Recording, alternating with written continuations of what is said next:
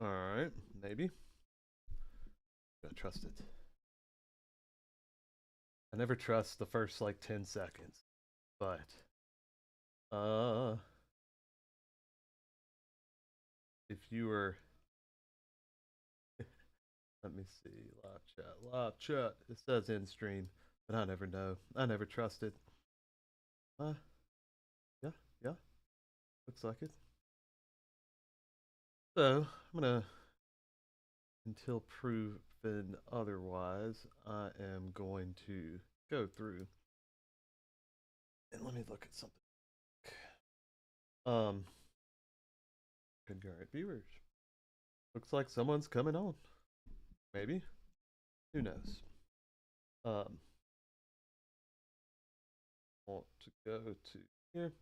Anyway, let me change this over to the full screen camera. And I'm going to check to make sure that everything is going well. It looks like it is. We've got the live stream notification. It says that I'm live. I'm going to trust it. So we are back here on this wonderful Friday afternoon. And once again, that is distracting. uh, this wonderful Friday afternoon that um, here, I don't know where you are here in Atlanta. It's a little gloomy. It's been raining this morning. Um, but hopefully, where you are at, it's not too cold, not too rainy. And if it is, you are somehow finding a way to make it through this Friday. So, thought I would just have a stream during the week, and I noticed that most of the people that were watching my channel and watching my views, the highest peak was like on Friday around this time. So maybe I'll catch a couple of people that are uh, maybe we could tune in live. But today, if you haven't noticed, I have brought back the official see it there, the official Siemens Dynamics S120 certified engineer. If you didn't know, I'm kind of a big deal, and if you don't know that that is a quote from a movie, then you live a sad life and you've never seen Anchorman. Uh, but no, so today I had planned on talking about S120s and some motion control topics that um, I have a couple of videos out there. Actually, my most popular live stream that has had the most amount of views on my channel was about S120s with technology objects. And I've had a couple of other people ask other questions through some of the motion control videos that I've posted, the actual edited videos. And they've been like, hey, have other questions and things like that about, for example, the gearing in and out of a not in and out, but synchronization of two axes. And last week we talked about a way to, in essence, synchronize two or multiple axes together um, in a load sharing capacity. Um, but today I want to actually go through and talk a little bit about a different method um, that we had using the technology objects to actually physically almost simulate do what's called electronic gearing. And if you were to gear two motors together with an actual gears interlaced together, um, they would be physically locked together. And with what we'll be doing today, we will be doing the electronic version of that. Whereas on the last live stream, what we did is we did uh, sharing the torque. And while if they are physically coupled together, then they would be uh, pretty close to, or if it's on one shaft like we had in our example last week, obviously the the two axes are going to be moving together. But if they're not, if you're on two separate shafts, and there could be the same amount of torque but not be exactly synchronized together as they're turning. One could be pulling a little bit different if there's any flex or anything in the system. And so what we'll be doing today is doing electronic gearing. But we're also going to be talking first a little bit about um, some topics that came up about how to tie these BICO parameters um, and get information from the drive out of the drive into your PLC. And I just used a word called BICO. And that I put it in the title description for this BICO, bit interconnection something. But what it is the way that you can tie different parameters inside your drive to different parameters um, to kind of share information and do a little bit of programming on the drive. If you're unaware, the Siemens drives actually have what are called free function blocks, and you can actually do like ors and do a little bit of logic built into the block.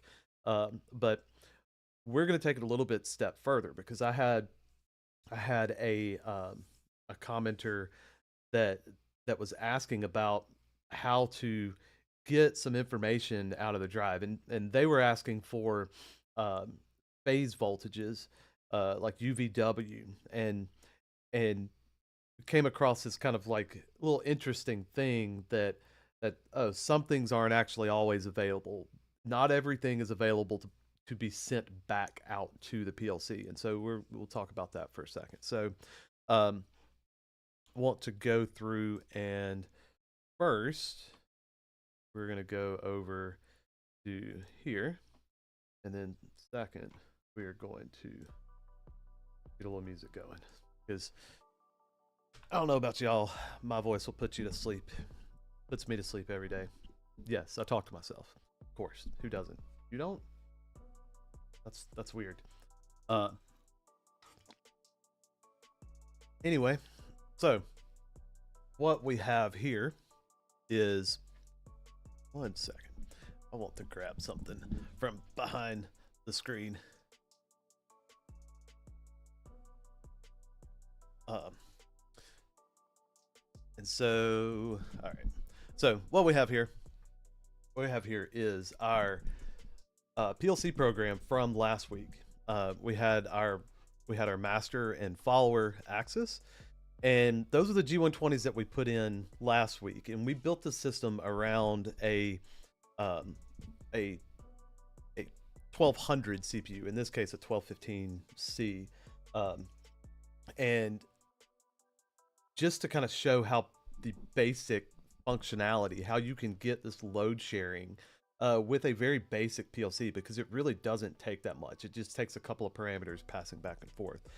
Well, today the end goal will be to actually be gearing things together using our motion control blocks, and the blocks that we're going to be using are only available on TCPUs. So I've taken the opportunity to kind of bring in a technology CPU. I use this 1515 TF processor, not completely exclusively, but on most of the projects that I use, I use this 1515 TF.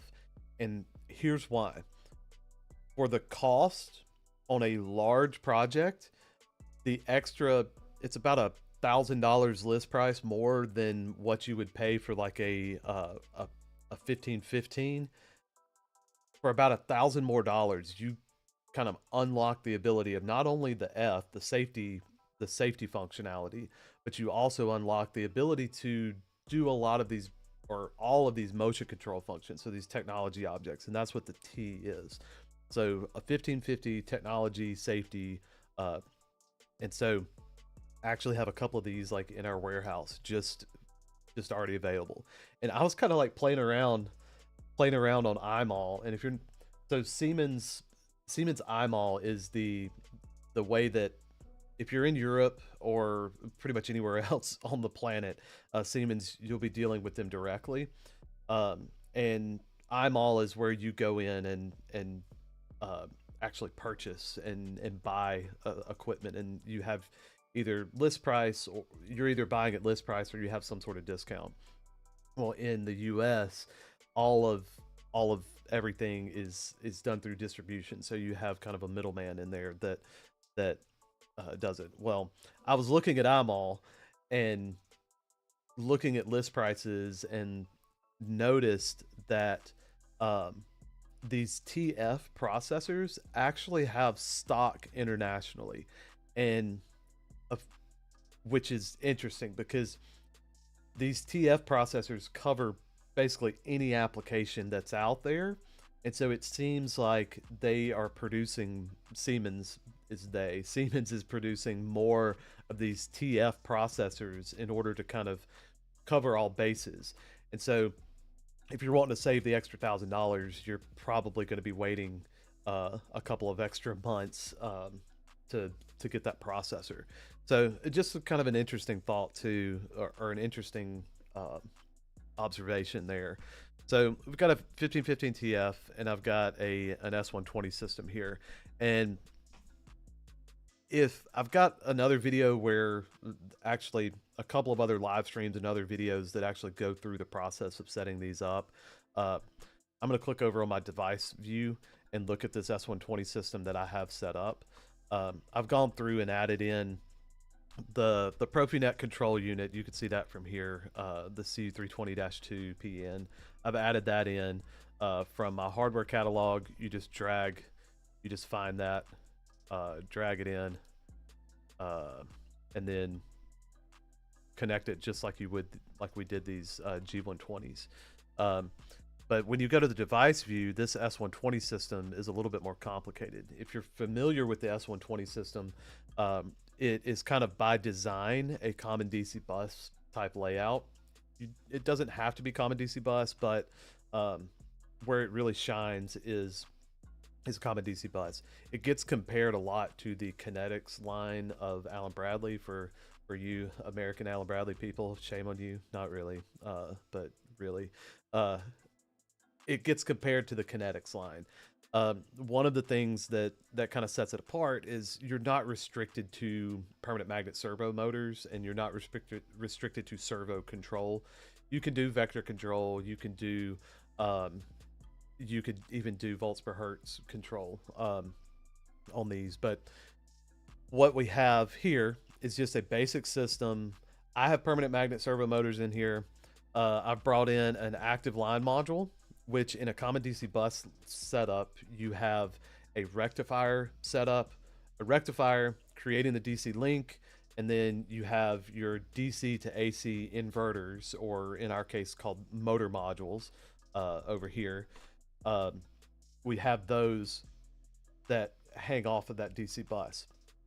So one control unit can control up to technically 12, but in our case, 6 motors, or 6 drives, I should say. Each one of those drives could have parallel motors, but each control unit can control up to six drives. So I have 4 drives in here right now, and I have this active line module. Active line module is the rectifier section. It'll get referred to as an in-feed. If you're European, German, other world, the in-feed module, that's what that is. Active line module is essentially a drive itself turned around backwards. So it does power factor correction, harmonic elimination, like all sorts of stuff for this system. One of the things that it does do is, if you are in Europe, and really anywhere, it boosts the voltage that's available on the DC bus.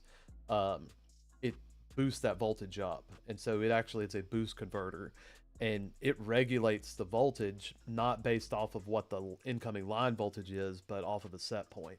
So if you're doing some sort of application to where you need guaranteed torque from your motors, using an active line module is a little bit more expensive, but it is very much better for the system, because you're going to get a known torque out of your motor, and especially if you are sending your equipment, if you have some sort of OEM piece of equipment that you've tested and tuned in your perfect little environment, and then you send it out in the middle of nowhere where the grid may see brownouts, may see like in any sort of situation, with an active line module, you can kind of guarantee that torque is going to be available, because that DC voltage will get boosted.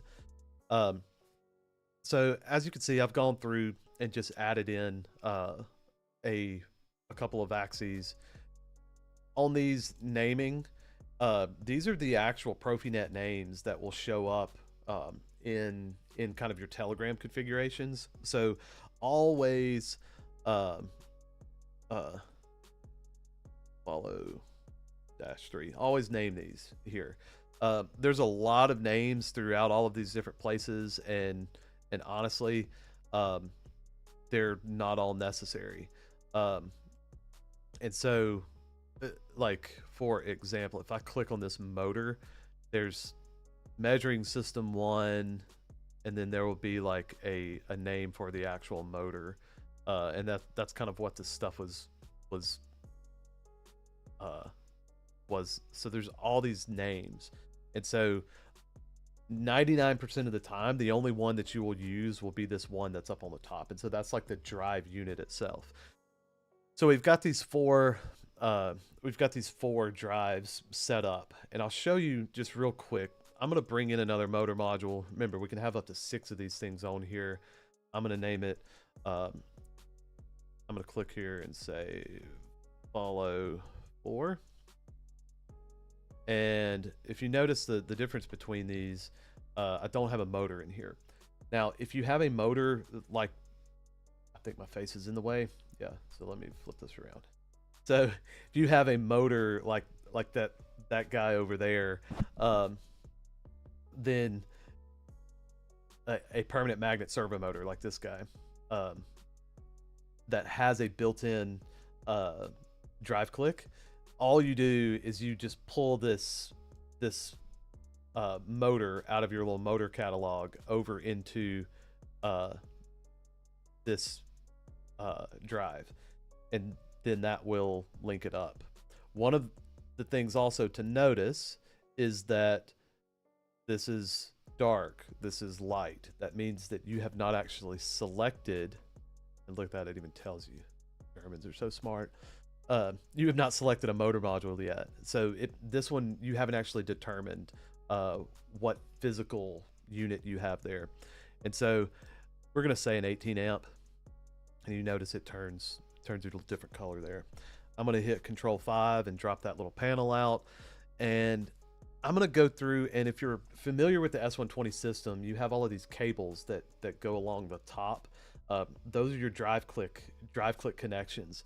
And the topology, if you were familiar with Starter, there was a little section called topology, and there is no section in Portal called topology.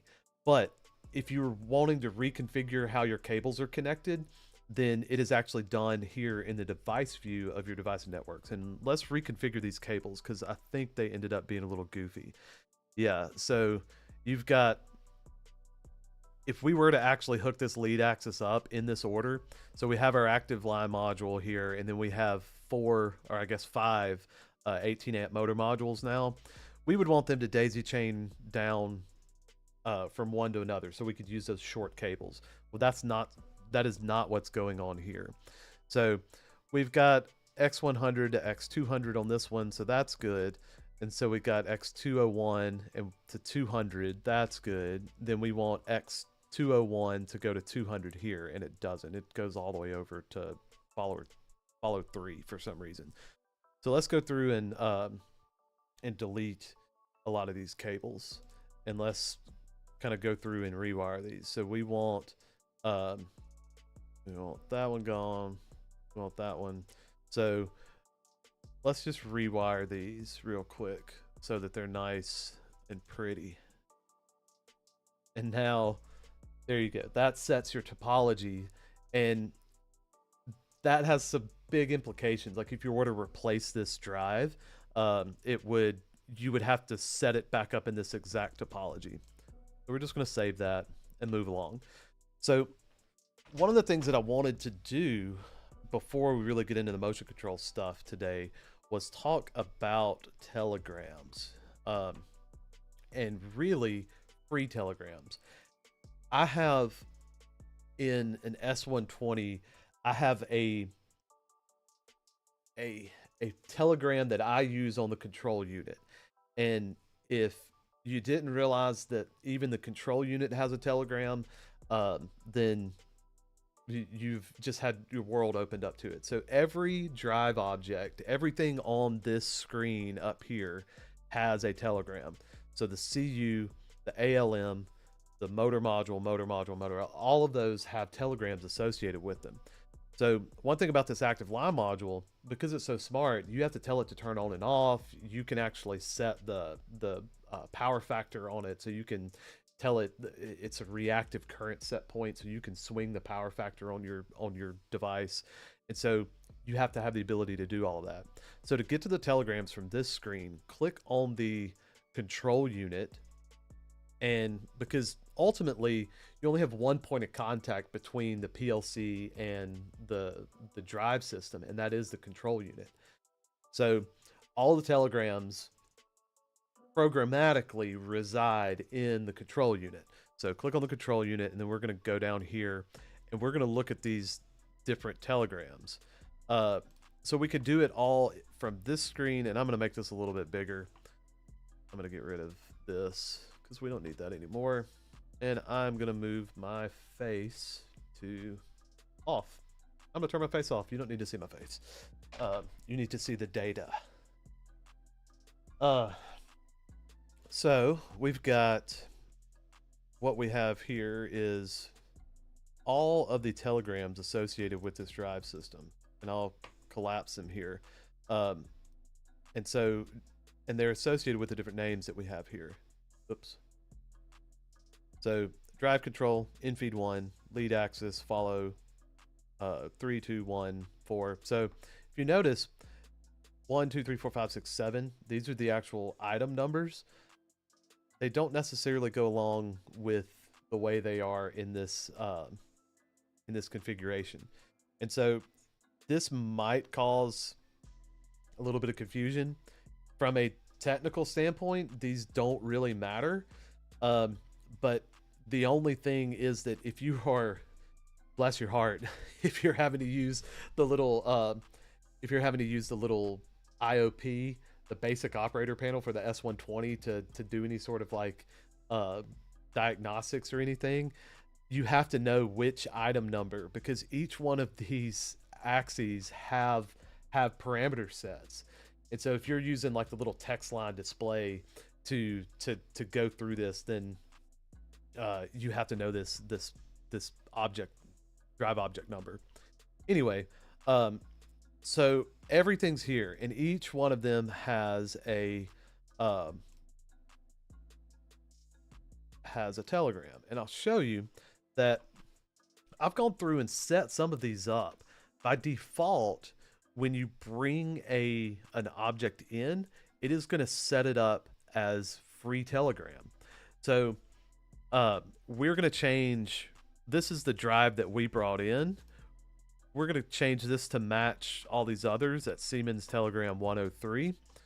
The reason we do that is because reasons. Siemens Telegram 103 allows you the opportunity for what's called torque control, an extended torque control data, and we're not going to do anything with that in this video, but we may in a future live stream. So I'm going to go ahead and allow the ability for us to do this. So we're going to set all of our stuff to 103, and again, the infeed, so the active line module has a telegram. I went through and I selected just 370, which we can look at that maybe later date, but right now we've got all of our axes have the 103, and then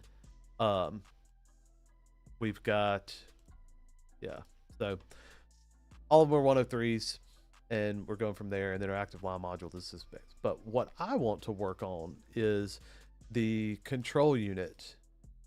and we have it set to a free telegram right now. And the reason I want to work with the control unit is because let's go into show you kind of what I'm talking about with BICO real quick, because BICO is a concept that you might intuitively understand, just because it's like, okay, we're connecting parameters and it's not going to be in the CPU.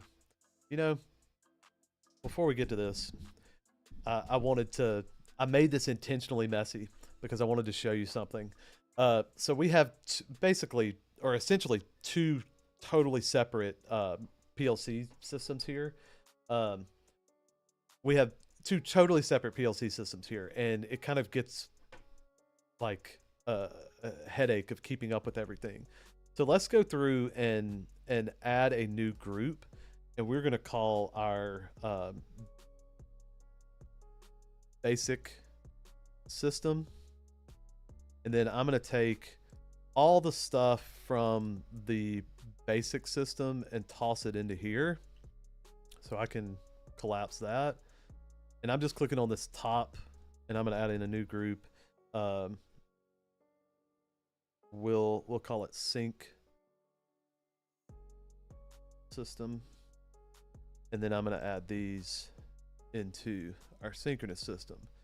And even inside of there, like in our basic system, if I wanted to set this up, add a new group like this, I could even go as far as to do this and drag these in. So a good way of organizing your system, because it can get out of hand really quick. But so we've got no ungrouped devices. So there are some objects that won't show up in the main tree. It'll show up under this ungrouped devices, and then you can kind of group them together. So we're working with our sync system only. And let's go into this S120, and let's just open up the parameterization for our follower. Hit Control 5. I'm going to drop that out of the way for right now. And I want to go to parameter view because I don't know any other way. I'm a boomer. Not really. I just wanted to show you the fact that all of these R values in kind of at their core, and I'll put an asterisk on this statement, all of these R values have the potential to be able to be read by another parameter. So BICO is a way to interconnect data on your drive. And you'll see these values here to where you can connect something in. So like this P43, it has a BICO connection here. That means I can click on this and I can go and find an R value that, if it makes sense, I can connect that in and use it. So there, we'll just keep it at 0 because I don't know what this stuff is. But one of these kind of simple functions, I guess, that we could do is free function block I talked about earlier. If we wanted to have an AND, we could go through, here's a two input AND. We could connect in some values here, and then we could do a logical AND. The reason I want to show you this is because if we go to, let's pick a value that maybe we are wanting to go to all parameters. Let's say that we are wanting to send, I don't know, maybe the output voltage, R72. We're wanting to read the output voltage on all of our drives. That is something that would not normally be available in any normal telegram. So there's a couple of ways that we could go about and do this. We could find a user-defined word in the return telegram, or we could go through and set up a free telegram. Well, I guess there's a third way too. You could extend a telegram. And the reason why there's so many different options is using a standard telegram is very powerful. If someone comes behind you and kind of not wanting to have to get a call in the middle of the night in order to troubleshoot something, you want to use a standard telegram so that people aren't having to dig through to figure out what you're doing with your drive. If there's some sort of issue with the drive, to be able to troubleshoot a free telegram is obnoxious. Now, sometimes it's needed, and we're going to show an example here of a way to use it. So if you have a standard telegram that you can use it. If there are availability in most of the standard telegrams for what's called user defined data. So you could go through and plug in, possibly depending on what telegram you have, in the value that's being sent to the PLC, you can plug in this R72. Second option would be to extend the telegram. You can set up an extra set of words that are essentially like an extra free telegram. So you can set up like a 5-word extension, 12-word extension. And then you could plug this in, and it kind of still is associated with that drive, but completely free for you to use. So it's like a standard telegram plus, and we might do that later. But what I want to talk about is free telegram, because if you flip over to free telegram, everything stays connected the way it's connected in your standard telegram. You can just, it unlocks it to where you can change stuff. Excuse me. Hold on.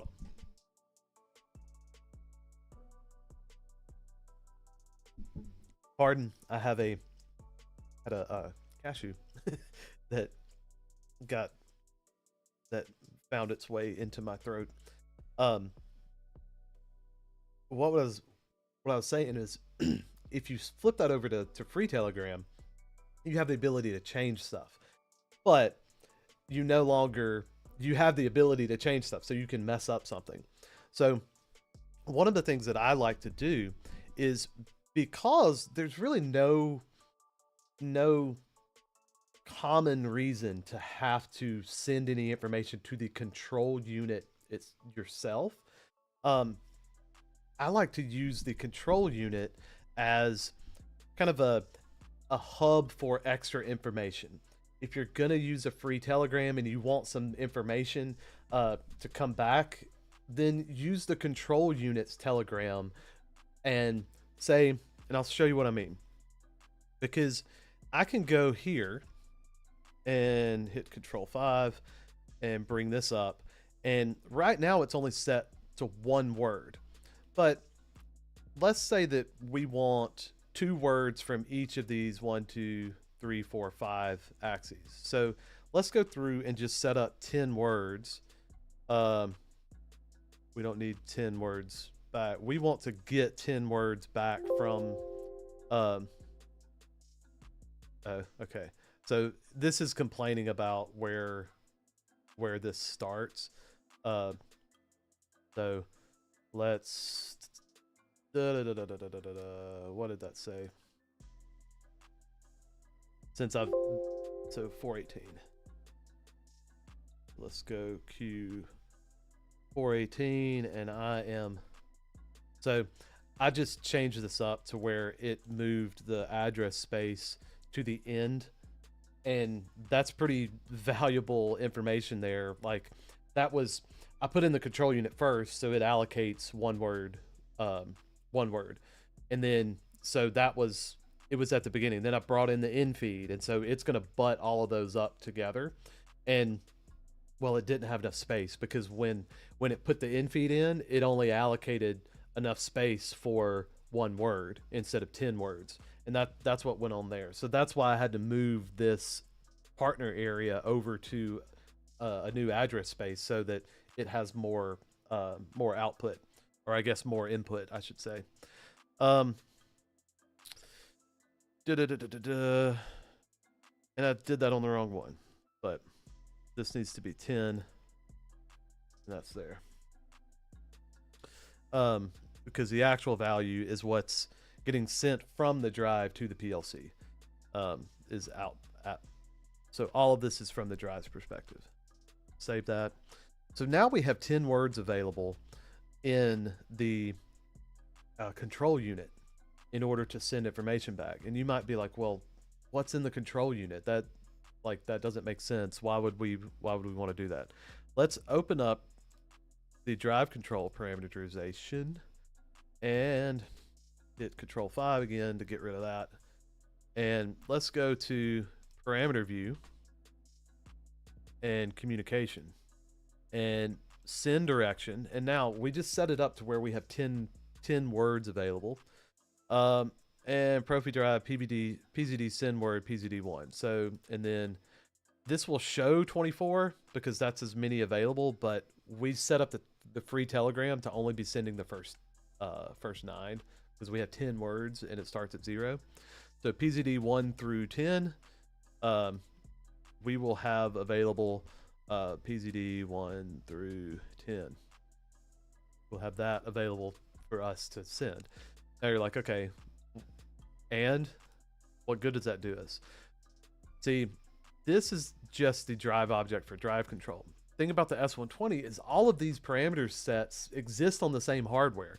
So let's just take and go to follower 1 and get that R72 value that we were wanting and plug it in. And now that is coming, that data coming across from the control unit Telegram is actually coming from the follower axis. So another axis. And that should hopefully clicks in some ideas of what you could do with this sort of stuff. Now, so with an S120, you're not restricted to just the drive object that you're working on in your BICO connections, which should get all the juices flowing. So let's go to follow 2 and put that same value in output voltage 2. And so we'll just continue to go along through here. And as you can see, we can build up this kind of custom block here. So, and then we're going to have for this last one, follow 4, output voltage. Okay. So follow 1, 2, 3, 4. So we've got our stuff there that we have the that we want to do. Now, how do we use that? Well, on the PLC side, what we are wanting to do would be to create a PLC data type that that would show this. So let's go to our CPU real quick. CPU and go to PLC data type and then add a new data type. And let's call this thing, let's call this CU output or CU system output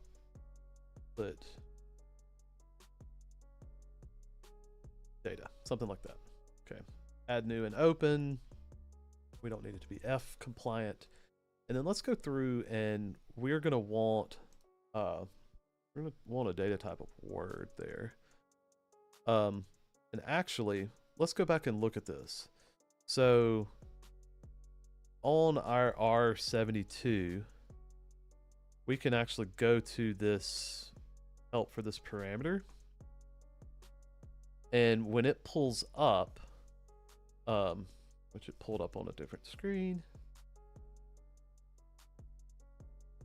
just wait so that I can move it up onto the other screen. All right, let's move this up here. So it actually gives you, it is actually a floating point 32. So that's actually 2 words. So it's good that we have that extra space. I wish that I knew. I wish that I knew that that actually was the case.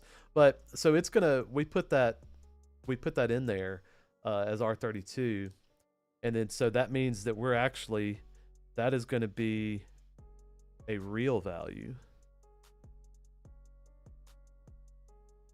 And then we're going to say this is follower.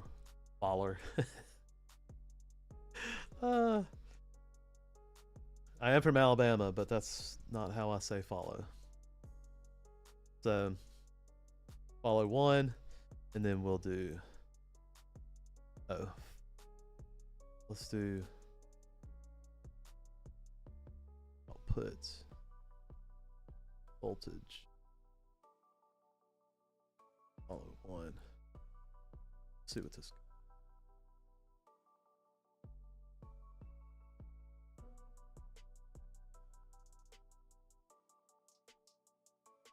Oh, look at that! It almost. That'll work. Oh, we don't need this one. So that takes up 2, 4, 6, 8. So we do need an extra one. There. So let's do this. And now we have a PLC data type that we're going to use. So now we're going to go through and make a tag. We'll just make a default tag table. And we're going to make a tag called CU info system 1.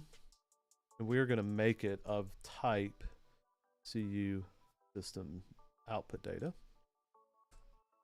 And we are going to tie that to that telegram control 5. We're going to tie that to I418. So I4, actually this is going to be IW418 because not lies. I don't know. I418.0, and that's it. So now you actually, this data that's going to be getting sent back from the CU will land here, and you will be able to access in like in your memory or in your program. Let's just go in here and do like a move. Control 5. Do the move block. And then we can now go and say that tag, what do we call it? CU data, CU info system 1, and then output voltage follow 1. And we're going to move that to, we'll just EW. Oh, no, we do that. There we go. Maybe not, but anyway. So just trying to show you that you could use that tag now, and so it's going to be your CU info system dot output voltage follower. It's so like follow 1 will come across because on your drive control, so in your control unit, you have made these tags, you've made these connections in that the PZD send word. It will come across there. So one thing to note though is we might want, for example, what was it? It was like 89. So the commenter that was talking about their system, what they were wanting the actual phase voltage. So here you have the actual phase voltage. So UVW, they're available, right? So they have R values. So let's go over here and let's connect that R value, follow 1, that 89, it's not there. So I have an idea of why this is, just because of the calculations that these values are being used. They don't want them interfering with communication. I believe that's the reason why some of these values are not available in these BICO connections. But yeah, so go through and first, if you're going to try and send data across like this, check to make sure that it's even available as a BICO parameter. Now, not to fear. If you want to get that data across, you can absolutely use what's called acyclic communication in order to pull this data. Any parameter, any value, you can use what's called a data record. And if you're not familiar with this channel, there's a video for that you can actually use to access these parameters. And I will maybe on another maybe on the next live stream, maybe we'll go through and access these acyclic communication, because for drives it's a little bit more difficult to do than just what's in the data records. But definitely watch that video. um, Definitely watch the video of the I've got my Discord is is going off. That's not your Discord, that's my Discord. um, Watch that video to understand about acyclic communication, and then maybe next time we'll go through and I'll show you a block called Synapera that is very easy to use in order to pull these data. And you don't even have to use this free Telegram stuff. But this is much faster updates than what would be available in that acyclic communication, because this is going to be every cycle, and whereas acyclic kind of gets put off in a when you can get to it type of setup, whereas this has a communication cycle that's going to be going cyclically, and it's going to be getting sent across every cycle. So we'll cancel that. And so yeah, so if you're wanting to use a free Telegram, that is BICO. One thing that we kind of touched on, and just a reminder, you don't have to be using, this doesn't have to go into a Telegram. We did a whole system passing parameters back and forth up to a PLC, and then down to another drive in our system from last week when we were doing the torque sharing. Well, I'll go ahead and tell you that you don't need a PLC if you are using a Siemens S120, because guess what? If all of your axes are on the same control unit, you can use BICO to actually connect all of those actual torque values to the torque limits, and you can do all of that with BICO. And that goes from like a couple of millisecond cycle times, update times, down to the tenths or hundreds of microsecond cycle times. So that's a big difference if you can, in performance, if you were needing really tight load sharing, use an S120 and then do the load sharing in BICO. I may go through and do another video on that if y'all want it. If you want that video, put a comment in here if you want to see how that's done, because it's pretty cool, but it's pretty niche. But yeah, so if you're watching this and you see you see this, comment if you want to see that.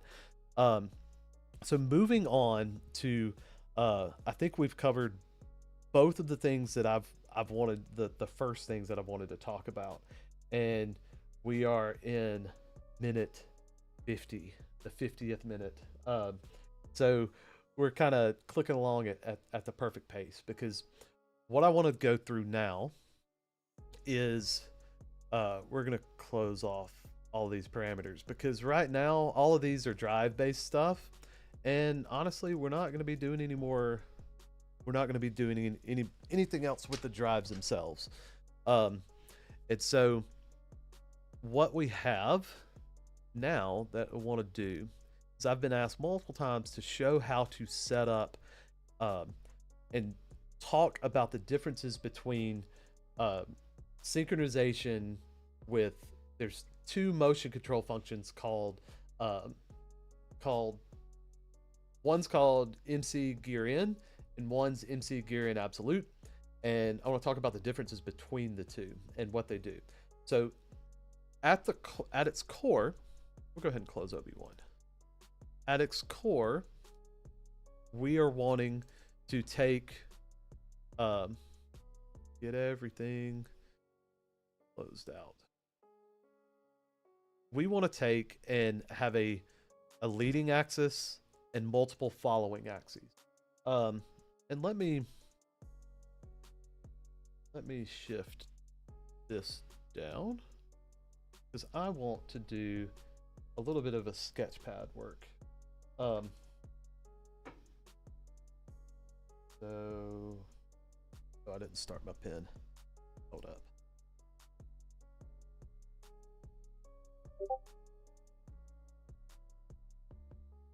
All right.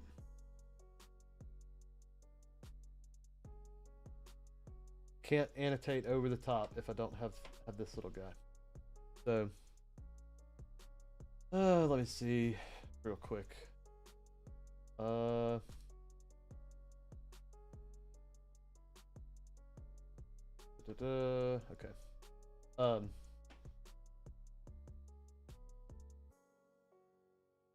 So let's look at this. So what we're wanting to do is go through and we want to have our leading axis. We're going to send our leading axis a set point. And we want it to turn at whatever that is. And this might be a speed or position. We're wanting to send that speed or position set point. And then we want to take, and as this guy is moving along, and this is time and then position, we want these others to follow and GearIn and follow whatever that is. So, and they want to be linked directly in as if there was two gears. And so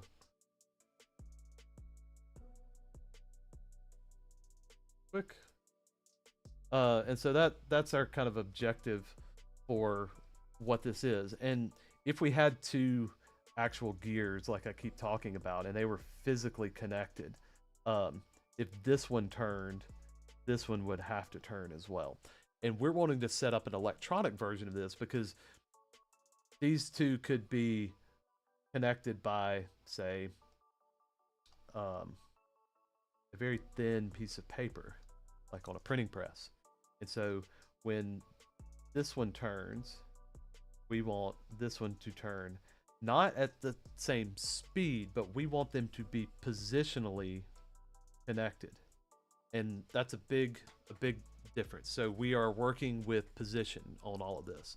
So what we have that that we're working with is we want to go through and set up this lead axis here as so that we can connect up everything. And so what we're going to do is we're going to go through and in our PLC, in our TCPU, because everything that we're going to be involved with is going to need to have that we're going to be doing today will need to have a position or a TCPU, because we're going to need the we're going to need both the MC gearing function and especially the MC gearing absolute. The absolute function requires the TCPU. So you could do positioning and then what's called relative gearing, and I'll talk about the difference when we get to it. And so go to our TCPU. We're going to go into our technology objects. First thing, we're going to add a new object and we're going to set up our leading axis. So we're going to set up our leading axis, and we want to be able to send it, like I said, a position or speed command. So if you're unfamiliar with these technology objects, positioning, the kind of like as you go down this list, they get more and more complicated. So everything that a speed axis or everything that a speed axis can do, a positioning axis can do, then some. So a positioning axis can do everything the speed axis. A synchronous axis can do everything that a positioning axis can do. It just steps up and up and up. The difference between a synchronous axis and a positioning axis is that the synchronous axis can be synchronized to another leading axis. And cool thing about all of these is every technology object has the a position. Even a speed axis has a position, so you can actually synchronize a synchronous axis to a speed axis and it be positional.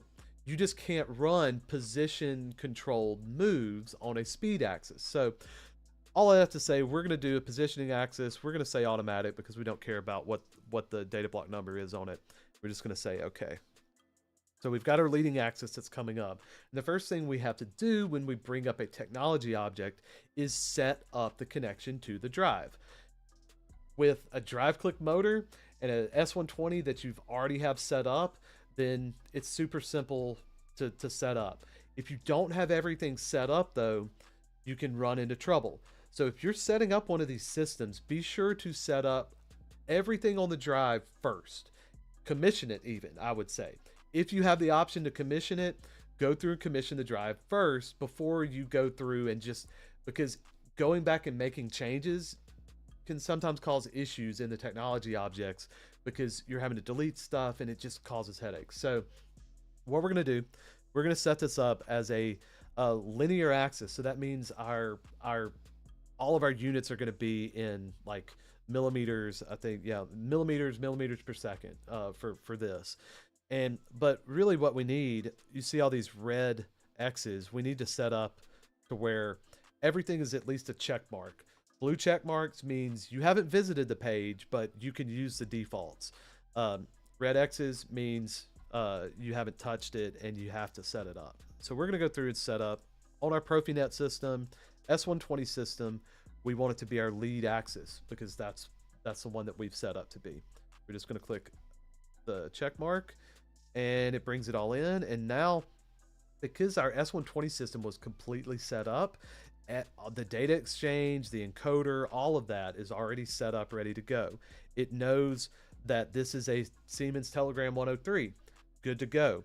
If we wanted to do our fancy torque data, it would be available, just so you know. Now, one thing we would need to go through, and we're not going to do this now just for sake of time, you would need to go through and set up things like your position limits, your dynamic limits. So like how fast do you want this thing to actually move? You need to go through, set up your mechanics, things like that. All of those you would need to go through and set up. And if you're not familiar with that, that whole process, I would encourage you to go and maybe watch another live stream that's talking about Siemens technology objects live. I go through each one of these things, talk about the mechanics, talk about all of the stuff, and it's on the channel elsewhere. Get the VOD and look at the different chapters on those. All that to say, that's all you need to set up. You've got all check marks on your TO. So this leading axis is ready to go, ready to be controlled. So let's add in our second axis, our first follower. If we want it to be able to be geared into it, it has to be a synchronous axis. Now, one thing to note, that leading axis that we set up cannot ever be geared into a synchronous axis or another axis. It can never be geared into anything. So if you are wanting to use to kind of switch between your masters or your leading axes, then you're going to need them all to be synchronous axes. Remember, I just said all synchronous axes have the ability to do anything that a positioning axis does. So you can send a synchronous axis commands. You can tell it, you can use like an MC move absolute, an MC jog, MC velocity. You can use all of those blocks on a synchronous axis, but it gives you the ability to gear in. It can be the synchronous, or it can synchronize to another object. So here we go. We're gonna call this follower 1. Oh, I don't know why I missed that. I want to get to that E. I want to get to the E every time. So we're gonna Add new and open. And so we're going to open up. We've got our red X's. So we've got drive here. We're going to go through, select Profinet system, S120, follower 1, and click OK. Got all checks. One thing though, on a synchronous axis, in order to be able to use the MC blocks, you have to have the leading axis available to the block, and I'll show you where that is. So, leading value interconnections. There's a section called possible leading values. If you double click or click on the drop down box, you get to select the possible leading axes. Now, any axis that is not itself can be led by, or can lead, a synchronous axis. So it just needs to have a position, an actual position, and all TOs have that. It just so happens here, that we only have one other axis here. Leading value settings. These are some pretty advanced settings that we might talk about later. This would be part of like tuning. Probably wouldn't touch that unless you absolutely are necessary. Now, go through and set up the actual mechanics, all of that for the following axis. Now, hopefully your mechanical designer doesn't hate you and set you up on multiple different gearbox ratios and like all these different things in order to get like a printing press. Like a printing press would have a sheet, and if your mechanical designer had like a big roll here and a little tiny roll here, and then maybe like a 5-to-1 gearbox here and a 20-to-1 gearbox here, like, oh my gosh, okay, you would, for each axis, you would want to make it set up to where your process, so your sheet, your actual process linearization goes out to the same. So this face on this roll, whenever, will not slip, not anything on this sheet. And so that's what all this mechanics stuff is about. And so you're going through and putting in your gearbox ratio into here for whatever it is, so that when you tell the leading axis to move 1,000 millimeters and your following axis is geared in, that the follower will actually move 1,000 millimeters as well, and it's actually synchronized. All of this synchronization, if this isn't right, means absolutely nothing. So make sure that you go through all the proper steps. The first thing you have to do is set up your mechanics for each axis. Hopefully your motor is tuned appropriately for the tuned in system, so that you don't have resonance. It works really well. You have inertia compensation. You have all of that that's already set up. So, yeah, so that's the importance of mechanics. So we'll go back and kind of go through that. Let's just assume everything's set up 1-to-1 and we have direct drives and all of this stuff. And so we're just wanting to see that. So let's go ahead and add our second. Let's just add a second synchronous axis called follower 2, because I want follower 2, and go to the same thing. And we're not going to do follower 3, but we will go through this process again. Profinet S120 system, follower 2. Click.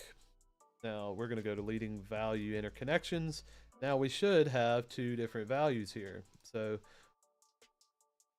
we know we want to have leading axis, and maybe somewhere down the road, I don't know, maybe we'll want follower 1 couldn't hurt. So we can add in this. And now if we wanted to, for whatever reason, do the opposite here, we can even come back to follower 1 and leading value interconnection and add in now our follower 2. So these are just what is available. If you don't have what's it called, the if you don't have them in here, they're not available in your block. One thing that I also want to point out is you have these different types of set point connections, and so here is the comes back to how you have your actual drive tuned. So an actual value, by default, these are set to set point. And let me get here and get in and talk a little bit about this, because this is kind of important. So if your leading axis is perfect and it goes up, and that, say that's the set point, then let's say our change the color on this. Say that's our set point, and let's say we have a leading axis that its actual looks something like this. Terrible. Absolutely terrible. You would not want your system tuned like that. Well, if you had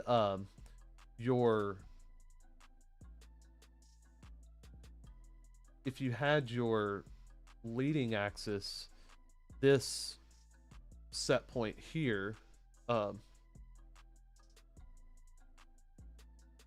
if for this value the leading axis was set to actual value, it would not try to follow the pink line. It would try to follow the yellow line. And so, and then if your following axis wasn't tuned properly either, next thing you realize that you have is a situation to where it's trying to follow some crazy signal and just is even more terrible, and it just causes more and more instability because it's trying to follow a terrible signal. Whereas if that's the undo. Yeah. So if you have that same situation where your set point signal is there, and say you get your leading axis pretty well tuned, even if your following axis is not tuned very well, if you have this set up as a set point, it's not going to multiply the errors. And so it will probably, even if it's not tuned well, it won't be nearly as bad. So, but if you have something that is tightly tuned and you have an incredibly tight tolerance, you might actually want to connect this up using the set point. But that's the two differences between what we have with the set point and the actual value. So only use the actual value if your leading axis is incredibly stable. So otherwise you're going to be adding errors on top of errors. And so yeah, so I mean that's really what's here. So let's go through. That was a little bit of an offshoot there, but hopefully it's a little helpful. So now we have both of these, or all three of these axes set up. We have 3 technology objects here. Let's go and try to use them.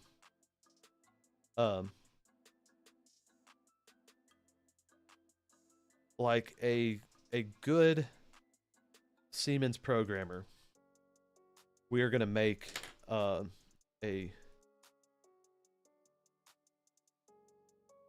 gearing function call, because we're not going to put all of our program into OB1. You're better than that. You could do it. Like, have pride in yourself. I'm joking. Obviously, if you wanted to, you could put all this in OB1. But for this program especially, since it's just going to be kind of like diagnosing stuff, we could put it in OB1. But I want to get in your head that for any real program, you want to break things up into function calls and function blocks. Gearing. We're going to do this. So, and we're going to create an open. And so what we want to do is, I'm going to kind of skip over a little bit of this, because I don't want to go too long today, but I've kind of gone through all of the different things on other videos, that how to get an axis set up so that it can actually run using these technology objects. Let's pull open our instructions, and we'll go to technology, and we're gonna pull this up, maybe pull it up, technology, there we go. And then Dynamics motion control, not Dynamics motion control. And now, obviously, we're gonna have to have MC power.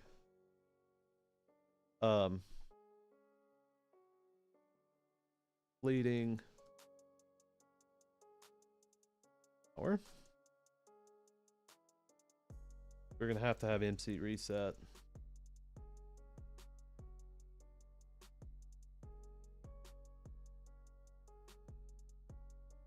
And we will want to have MC halt or something.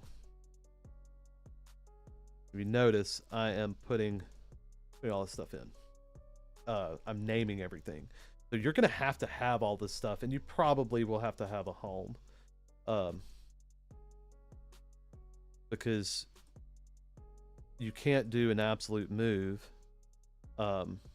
without homing the axis. You could do velocity control moves and relative moves without homing the axis, but yeah. So let's go ahead and connect up these to the leading axis. Actually, let's do this. Control C. What, we have 3 of these, so let's go control 1, 2, 3. We're doing a lot of code, doing a lot of programming really fast, right? So leading axis there. We're gonna control C, control V, control V, control V.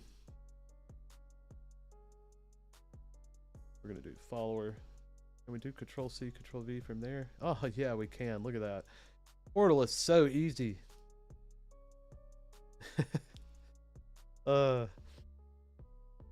Nerd time for me.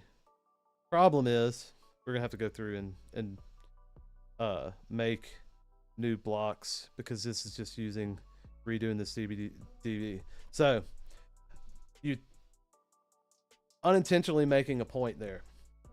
So if I were to have kept going on and setting up this, I would have had all of these MC power blocks linked to different axes, and then running the same DB5 running different axes. Not gonna happen. Not gonna work. So we can't do the cut and paste like that. We can't get carried away. We have to do it right. We have to bring in a new MC power, and then for follower 1 power, and then we gotta bring in another, and it's boring. Follower 1 reset. But I am going to put them on the same line because we're not heathens. Like the video if you know what a heathen is. So follower 1. And no Alan Bradley comments on that. We are gentlemen here. Follower 1. What is this? I'm getting distracted. Halt. And then I'm not gonna do another one of these. So we will need a home. This one as well, because in order to do an absolute GearIn follower 1 home, we will need a home. Now we can go through and we'll do follower 1, Control C, Control V, Control V.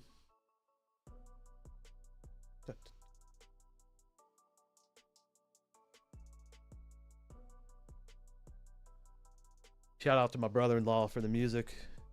This is your first live stream. Brother-in-law mixes the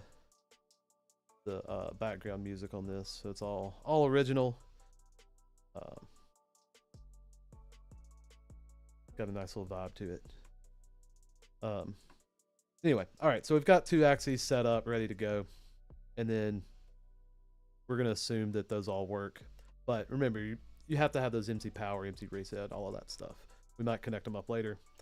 We're gonna name those leading setup network 1, follower 1 setup, do network 2. Now we want to do a relative GearIn.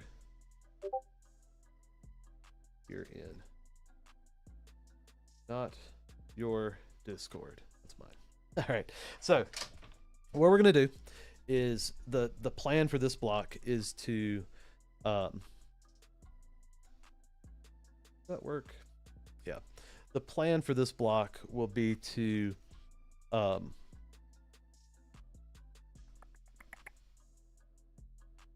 we're going to gear in follower 1 to the leading axis, and we're doing it in this order mainly, or there is a reason we're doing it in this order. 1, because this is the main point of the lesson of the video, but also that if you were wanting to do a move with the leading axis, you would want to make sure to gear in the following axis first, and this is just kind of like a mental way of prioritizing. So like kind of stepping through, set everything up, get things geared in, then move if you're wanting everything to move together. So obviously, depending on how you write your code, it's not going to be executing linearly all the time like that. So but we're going to we have these 2 different functions here. We have gear in and gear in position. And I always say gear in absolute, and I think I put that in the title of the thing. There's a reason why I use that terminology, because the gearing functions, the way, like back in the old day, they would call it relative gearing and absolute gearing. But we're going to just throw MC gear in onto our block. We're going to call it our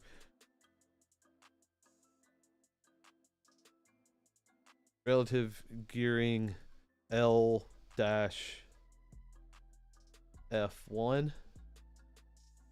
Shout out to all my F1 fans. Verstappen's on a tear. I don't know when it's gonna go away. But yeah, so we've got our master and slave axis, and so all we have to do for this, we're going to put our leading axis in as the master, and we're going to put the follower in as what we want to gear in. Now, remember we talked about the fact that by default we want to have our mechanics set up to where no matter what ratio and what size drums and everything, our motors are 1-to-1. And here's why. Because physically, we want them by default to be going be one linear motion. So 1 millimeter here equals 1 millimeter here. So that's our goal. Here's an interest, not, I mean, it's a fun thing. We have a ratio in our block. So if these aren't physically connected, or like, you can actually change this ratio, even if they are physically connected. Say you want a scuff and you want this to mean that this, the following, if this is the lead, this is the follower, this would be running 1 millimeter here, would be 1.2 millimeters here. And so in that situation, you would be scuffing because it wouldn't be geared directly in. So just little thing to note about that. We're going to hit delete though and leave it as the default. Now, one thing to note about the relative gearing, and that's really all there is. And so one thing to note that I will point out, and I'll bring this back up, these acceleration, deceleration, and jerk, those values are -1 at this. And if you're not familiar with the technology objects, these at -1 are going to be set to the default values. Okay? And those are defined in your actual technology object. So in this technology object for follower 1, you have what's called dynamic default values. So let's go into the configuration and clear that out. Ooh, it did not like that. Did it too many times. So our dynamic default values right here. So these are the values that if in a block, if they are set, if your block equals -1.0 or any really negative number, these are the values that will be used. Remember, we talked about before going through and setting up your technology object. And while all of these are technically okay, you really want to have most of them be green like that, because that means you have gone through and changed something. You've gone to the screen, you've changed it from the default values.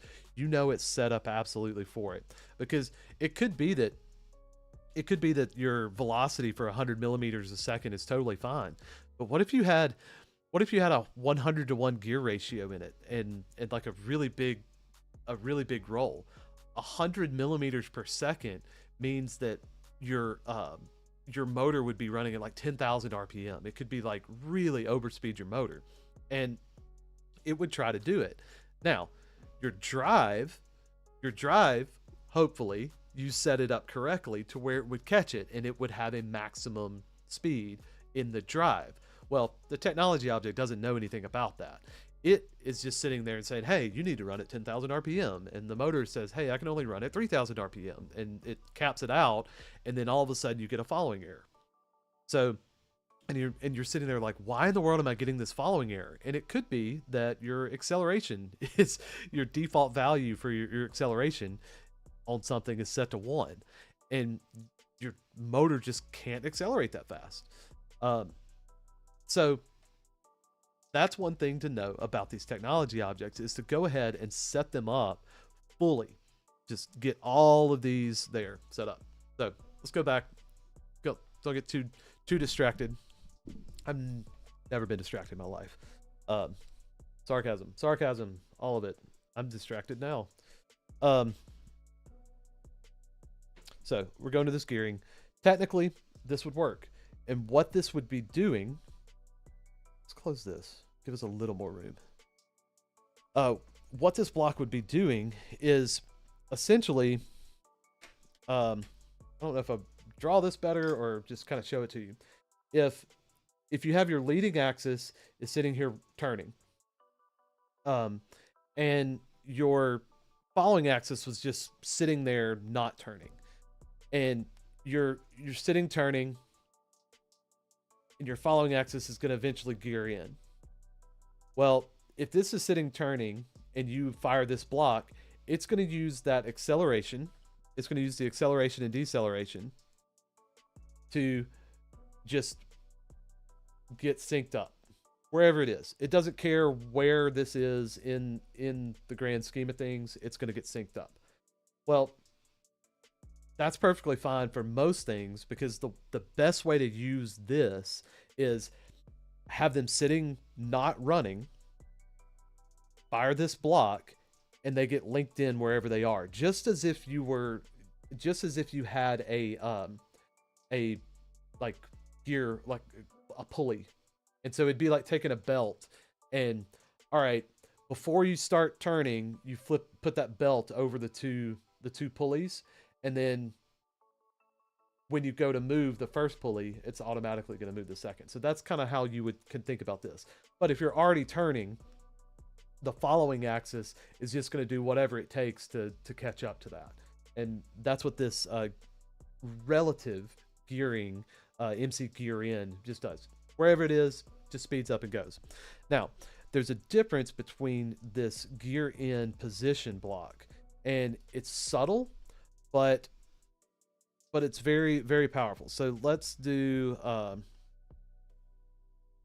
absolute gearing, and then same terminology, LF1. Whoa, a lot more stuff. So we know we're going to go ahead and put into the master, and so leading axis is master. Follower, we're going to put follower 2 in as a slave. So why is there so much more stuff? We still have our numerator ratio. We still have a gear ratio that we can put in. So if we want to do some sort of scuffing, or for some reason we want some sort of ratio between the two, we can do that. But we have this extra stuff, this master sync position, this slave sync position, the sync profile reference, the master start distance, like all of this extra stuff, even a sync direction. Why is all of that relative or necessary for this absolute gearing? Because instead of just kind of syncing up whenever, this is setting up a function that its intent is to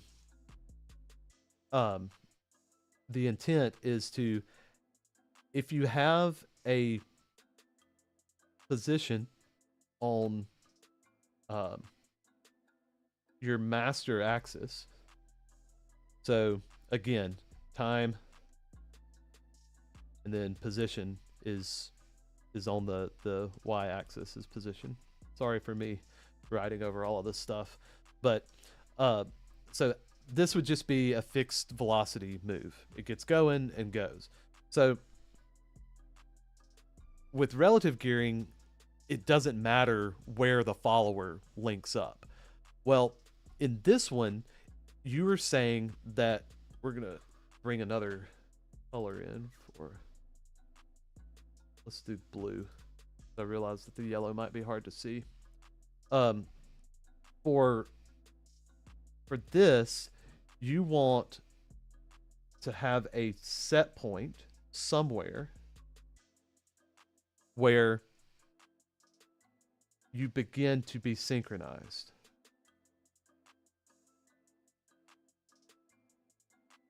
That's the intent. And so you have this position here that it wants to be synchronized after. So they want to be synchronized up. And in that is the master sync position. Okay. And so that's the master sync position.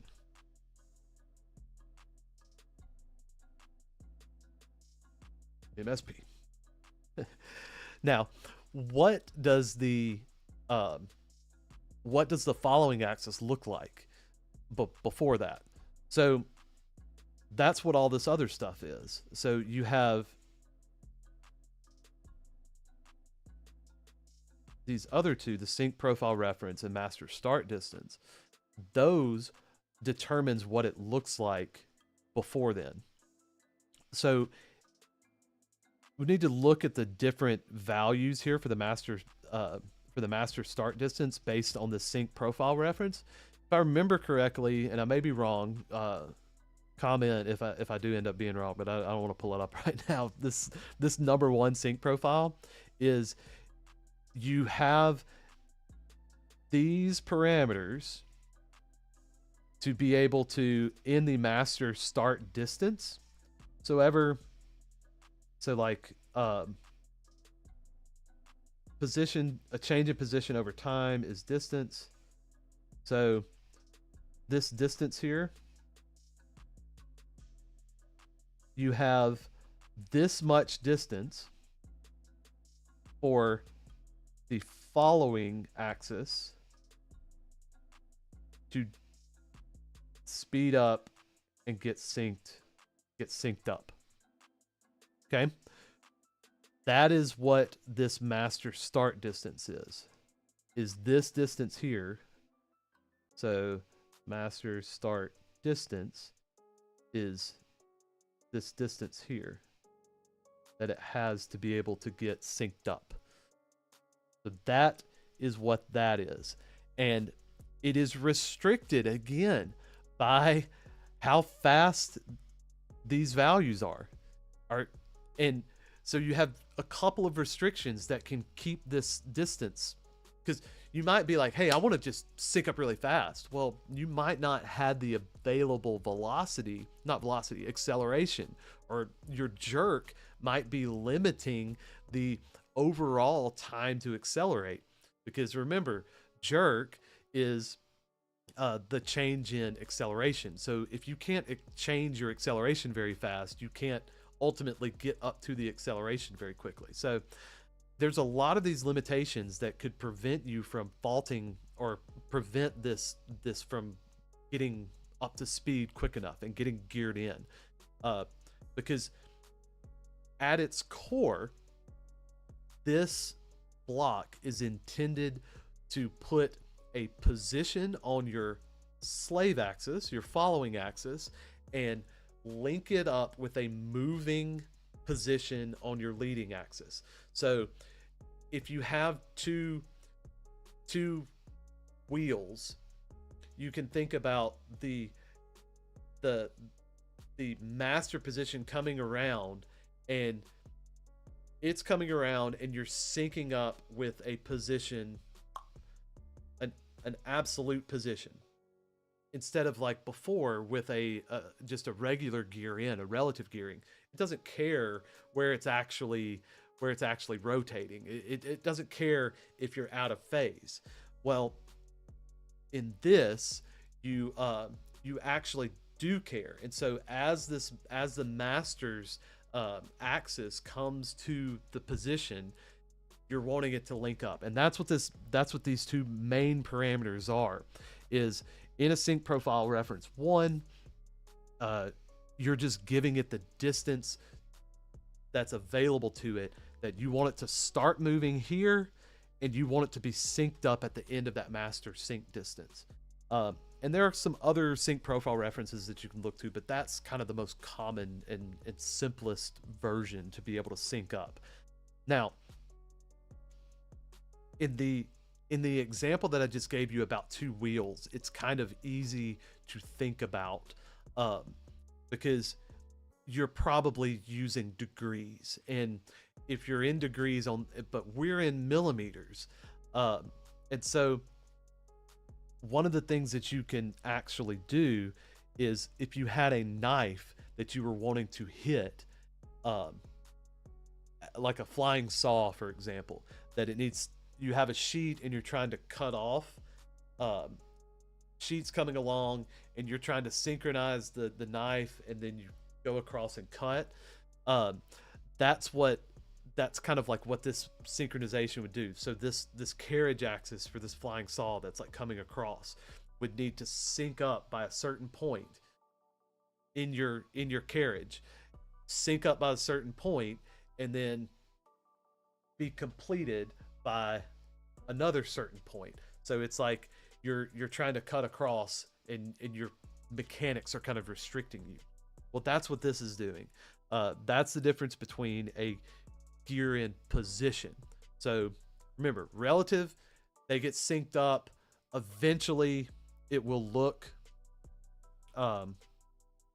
Eventually, it will look like this portion, but this part right here, you don't know where it's going to sync up, and you don't know how long it's going to take to sync up. So that's the big difference.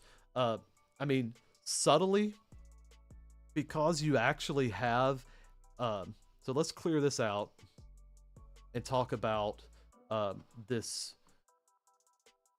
It's a subtle thing, because on a linearized axis like we are in a linear mode to where it's millimeters. Because of ratios, let me think of how to do this. So if we have how to explain it, we have our sheet that this is our leading value. Our leading value is kind of intuitive. Like if this is 0 and this is 1,000, and we're in millimeters, this is a 1 meter long piece of paper. Well, if we want our, say we're laminating and we're bringing in a second piece, and we want this 0 position on this axis synced up to, say this is 100 millimeters down,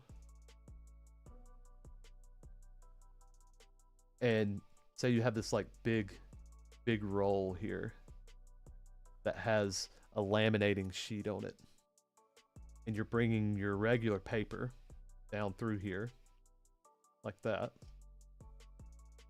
and so this is 0, this is 1,000.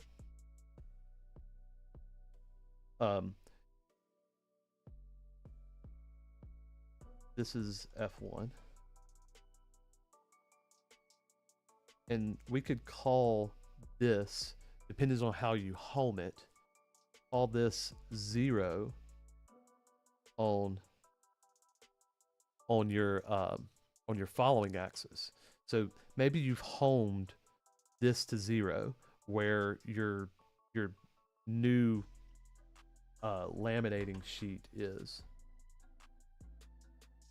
So you have this like laminator that's here, and where that starts is 0 on F1. Well, we would set this block up like this. We would say master sync position is 100. Slave sync position is 0.0.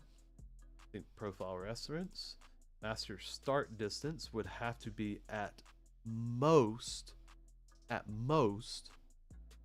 100. But let's just say 50.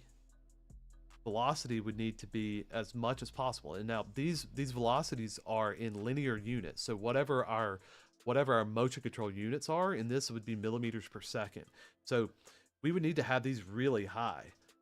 I mean, really high, um, in order to perform this move, unless our speeds are just really slow.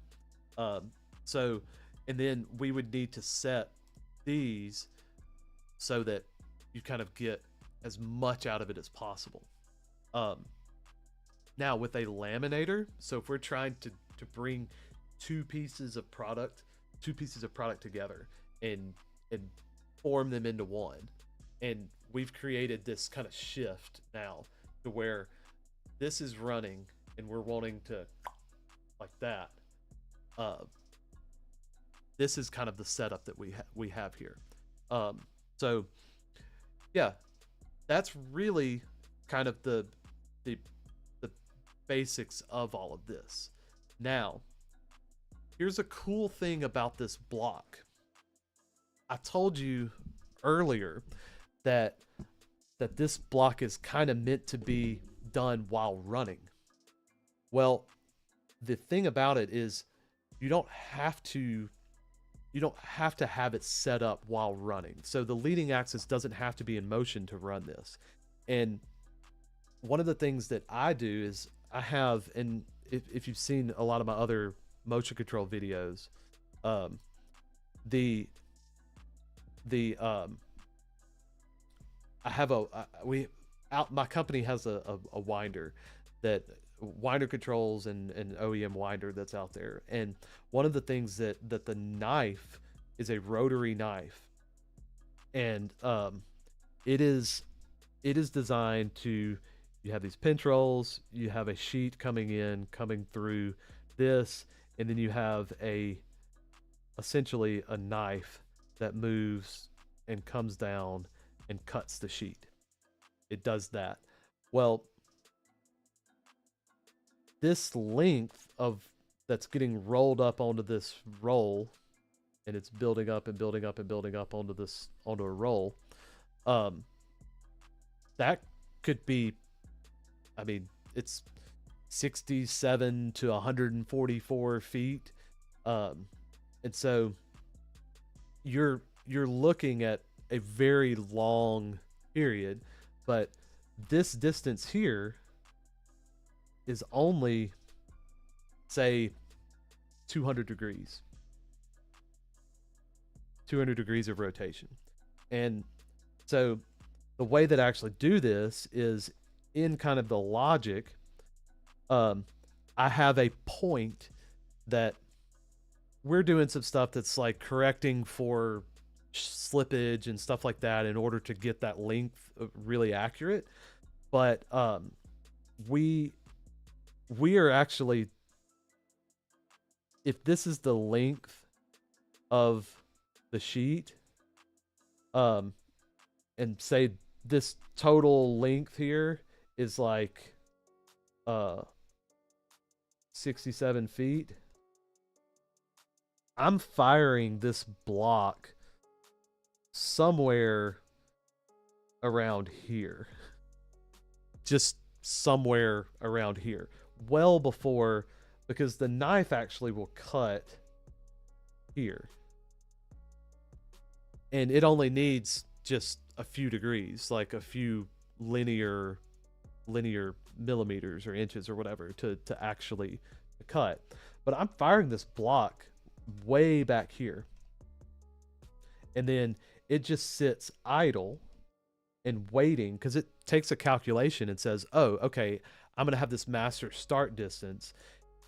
Here's my sync point, master start distance back, and then so I'm gonna start moving here, and then so, but I actually do the execute.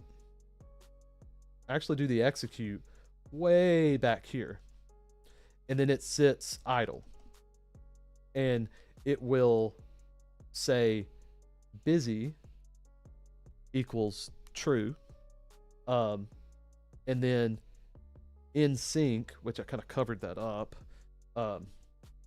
so busy will be true, and then in sync will be false. And while it is trying to get synced up, start sync will be true.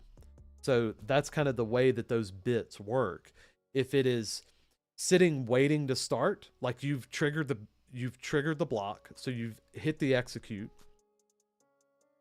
the busy will come on. The busy will come on and sit if it's sitting there waiting to go. And then if it's not in sync, so it's not synced up, you won't have the in sync. And the only time the start sync will be on is when it is accelerating in that master, kind of like in this zone right here. Now, word of advice. This little setup here, obviously, you would not want to have your hand sticking in right here while that knife comes down to cut the paper. That's kind of a pretty basic thought. Problem is, this function does not uncall itself. So there, you have to perform a certain procedure.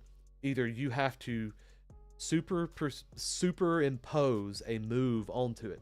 So MC Alt does not stop this from gearing in or from continuing, which means you can flip over into manual. Not on my machine, by the way, just so you know. If you don't go into the process of actually getting this ungeared, then the MC Halt does not actually stop this motion. So you actually have to trigger another move in order for it to break that motion. And I'll show you the override response. So if you don't get this ungeared, and say you take it out of automatic and you start jogging, and you're just jogging the paper into the floor to get something gone, this would be moving along this line. It is still looking for this sync point, because once this goes busy, MC Halt does not take it out. And I'm going to show you just real quick. I've like completely cluttered up that screen. But so let's go through and look at something real quick. I'm going to hit F1 on this block and bring this down here. And I want to talk about the override response. Where is it? Here we go. I want you to see something. So this override response for synchronous jobs,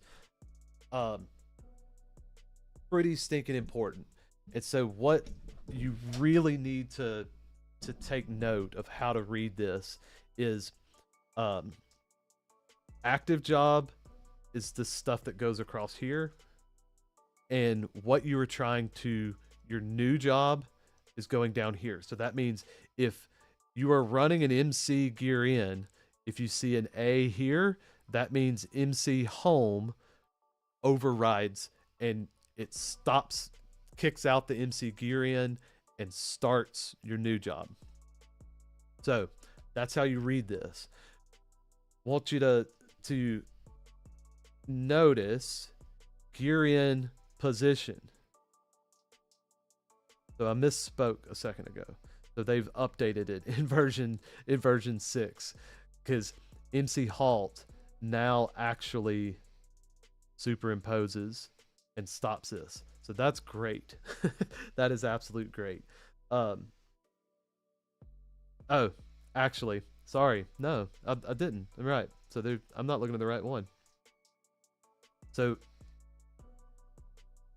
if you are sitting there, gear in position, MC camming, and it is waiting, um, then you have this situation to where, like I said, you've hit the execute, but it hasn't reached the sync position. So you're in this zone here. If you notice, MC halt does not override. It doesn't override it. So what does?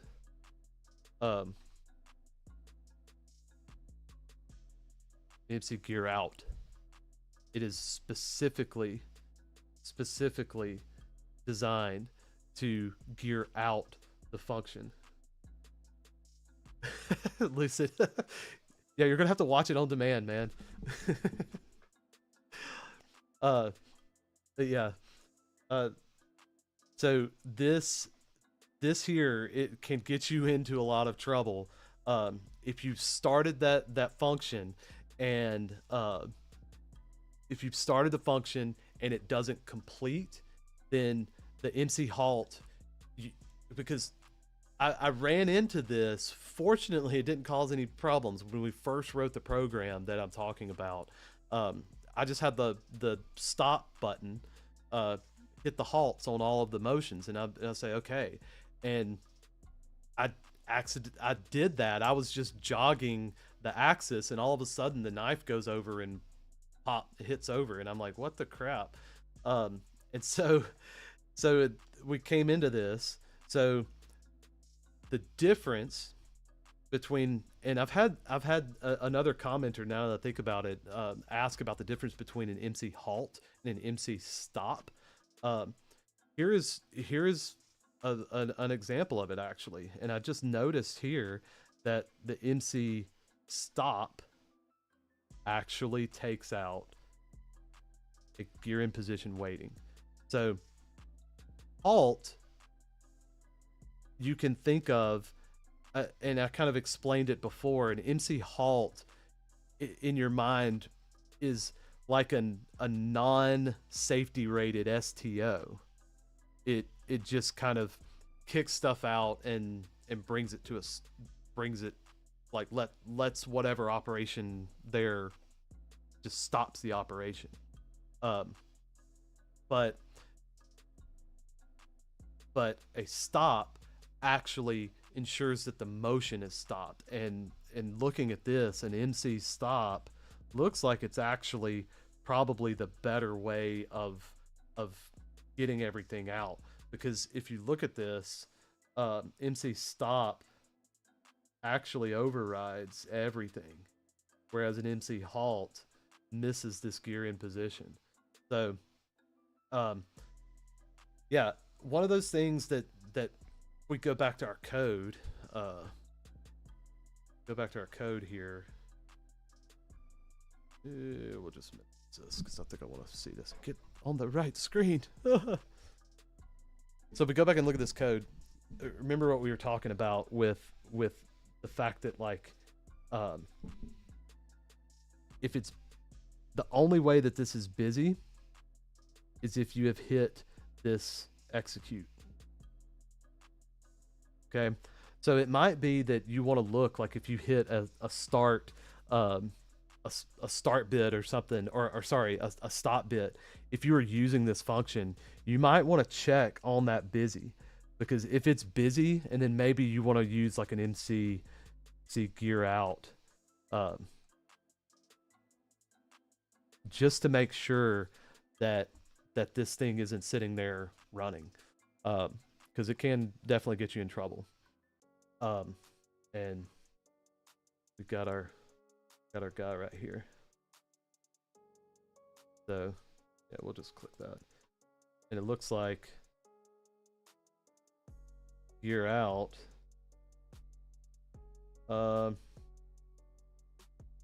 Get out of here.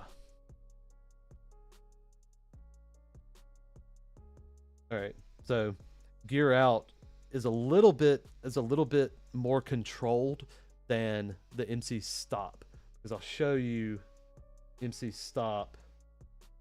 I'm just bringing these in.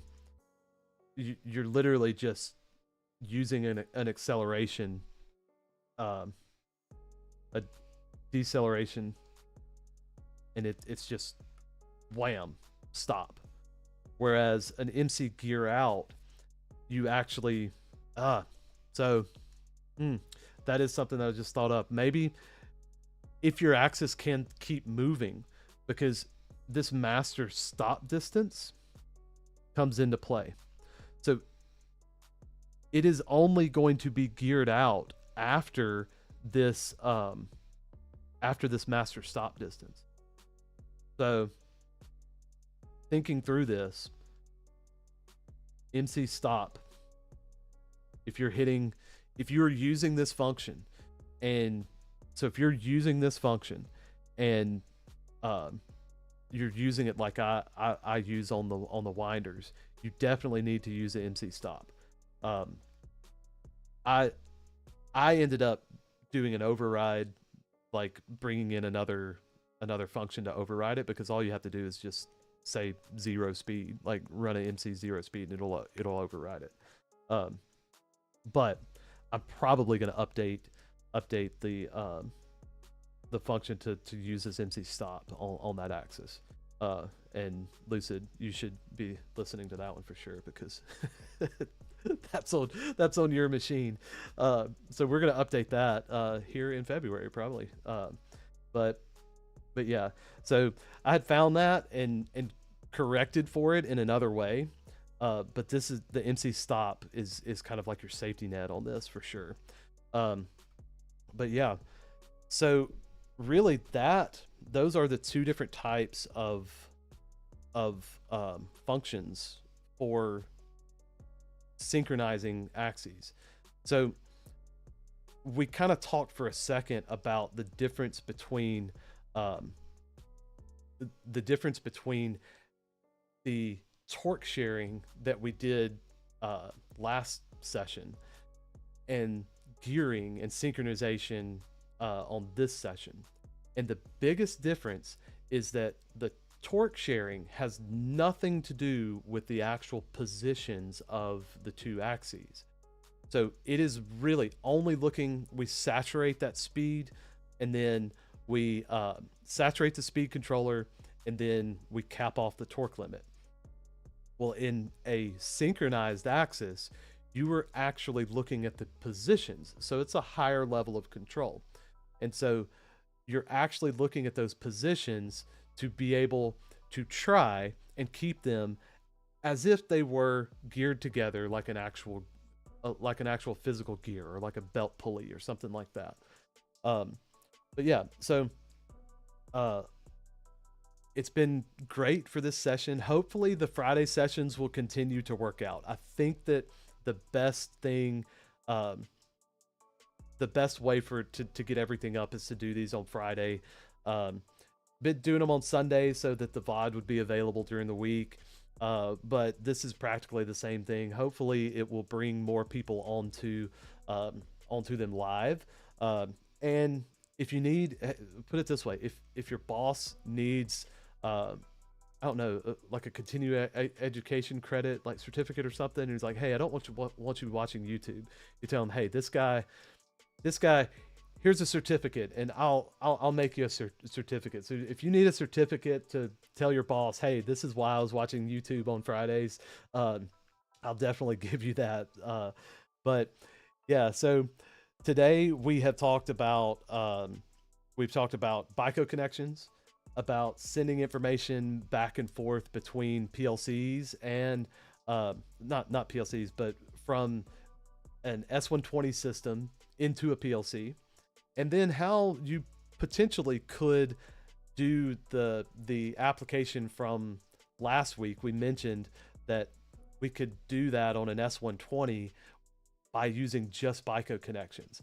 And if you want a little experiment, if you want to try, go through and set up a little S120 in Portal and see if you run across how you might be able to do that. And if you have questions, leave a comment about how you would do that. And then finally, we went through and set up a couple of technology objects and things for um, so that we could talk about synchronizing axes and how to gear in and gear out, um, uh, and the differences between the function, the regular function gear in, and uh, the secondary function gear in position, and their differences and how they relate to it. So hopefully this has been helpful. If you didn't catch it live, definitely catch it on demand. And if you're watching this on demand and you would like to take part of this live stream, live, so that you can ask questions and comments and take part in the conversation, be sure to subscribe and hit the notifications. I try to give you, I try to schedule the stream at least an hour beforehand, so that maybe you have time to get a notification and to be able to kind of schedule around it. I'll try to be better. If this is going to be every Friday at 11, I'll go ahead and start scheduling. I'll start scheduling them out ahead of time, so that we can do, so that you could schedule around it. So I got Lucid, do substructure control. Oh yeah, so Lucid, that sounds like a really good one. Today was was a day for drives. That's why I brought out the old school shirt. If you're familiar with the channel, like this was the shirt that I would always wear. But today was a drives day. And Lucid, I think I will review on structured text and get caught back up, because it's been a minute since I've used structured text. But if you haven't ever used that, like let's go ahead and set that up for our next session to talk about structured text. And structured text and maybe some indirect addressing, kind of like some baby steps, for sure. We can kind of go through some of that, because we have talked about the prerequisites to indirect addressing. And so, yeah, let's go ahead and kind of talk for next week. Set it, or yeah, next week or next session. We will go ahead and try to do that. But yeah, if you haven't subscribed, be sure to subscribe. Hit that notification bell if you want to be notified when I go live the next time. Hopefully it'll be next Friday, so maybe you get a little break going into the weekend. But yeah, until next time, if you have any questions about this stream or any of the other streams or anything, always leave a comment. I'll try to get them up with you, and I don't know, it might be the topic of a next live stream or a next video. But until next time, hope you have a good weekend and always keep learning. Talk to you later.